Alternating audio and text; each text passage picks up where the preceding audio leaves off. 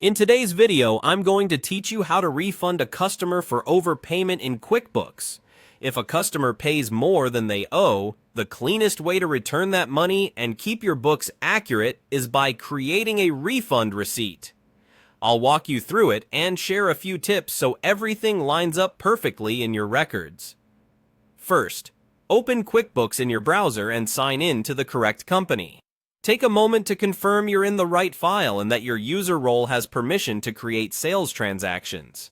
This avoids surprises later, especially if you work with multiple companies or locations.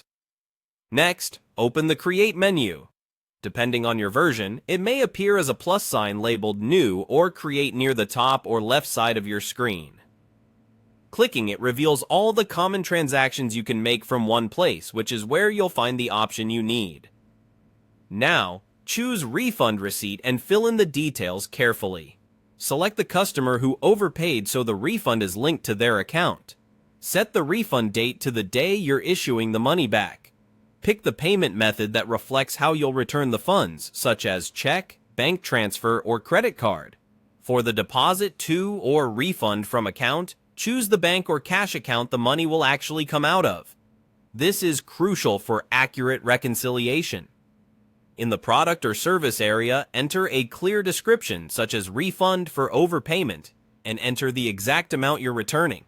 If the overpayment relates to a specific invoice, reference it in the description or memo so you have an audit trail.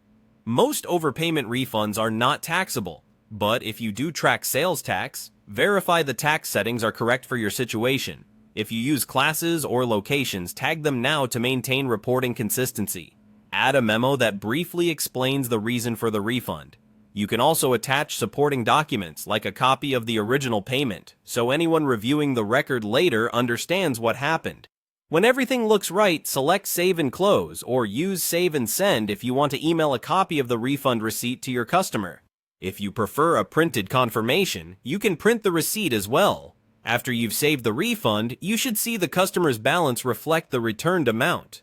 When your bank feed updates, the outgoing transaction should match to the refund receipt, helping your reconciliation go smoothly. And that's all there is to it. Open QuickBooks, use the Create menu, and complete a refund receipt with precise details to return the overpayment cleanly and keep your books accurate.